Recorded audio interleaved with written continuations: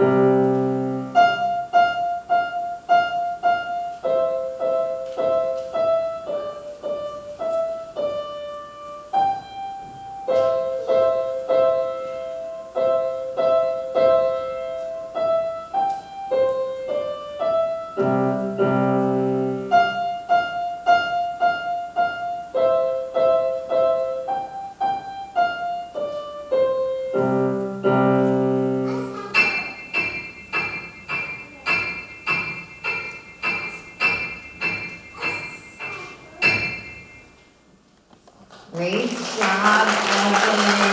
That was wonderful. Good job. Look at that right there. 20 recitals under his belt. That's a lot of talent. It can be really scary coming up on stage. He's very brave.